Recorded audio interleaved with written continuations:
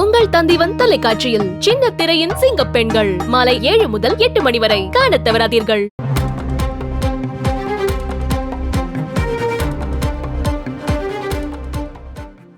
மதுபான கொள்கை முறைகேடு, சிபிஐ அமலாக்கத்துறை வழக்குகளில் டெல்லி முன்னாள் துணை முதலமைச்சர் மணிஷ் சிசோடியாவுக்கு ஜாமீன் வழங்கி உச்சநீதிமன்றம் அதிரடி உத்தரவு பிறப்பித்திருக்கிறது. கூடுதல் விவரங்களை செய்தியாளர் வெங்கடேசன் வழங்க கேட்கலாம். வணக்கம் வெங்கடேசன், இந்த உத்தரவு தொடர்பான முழு விவரங்களை பதிவு பண்ணுங்க. வணக்கம். மதுபான கொள்கை முறைகேடு வழக்கில் டெல்லி முன்னாள் துணை முதல்வர் மணிஷ் சிசோடியாவை அமலாக்கத்துறை கடந்த ஆண்டு பிப்ரவரி 23 கைது செய்தது. இதைத் தொடர்ந்து சிபிஐயும் அவரை கைது செய்தது.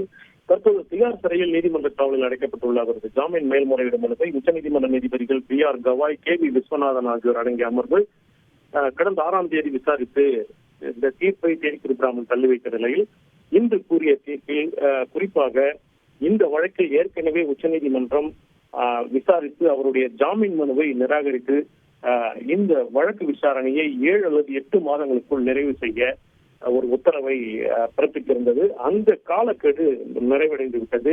எனவே மனுதாரரை நீண்ட நாட்கள் சிறையில் வைக்க முடியாது, அது தனிநபர் சுதந்திரத்திற்கு எதிரானது என தெரிவித்ததுடன் இந்த வழக்கில் உச்சநீதிமன்றம் விதித்த அந்த காலக்கெடு என்பது நிறைவடைந்து விட்டது. எனவே அவரை இன்னும் சிறையில் வைப்பதற்கு அவசியம் இல்லை என்றும், அவர் சாட்சிகளை ஆதாரங்களை கலைக்கக்கூடிய நபர் இல்லை என்றும், வெளிநாட்டுக்கு தப்பிச் செல்லக்கூடிய நபர் இல்லை என்றும் தெல்ல தெளிவாக உச்சநீதிமன்றம் பிறப்பித்த உத்தரவில் தெரிவித்து அவருக்கு இந்த நிபந்தனை ஜாமீன் என்பது வழங்கியுள்ளது.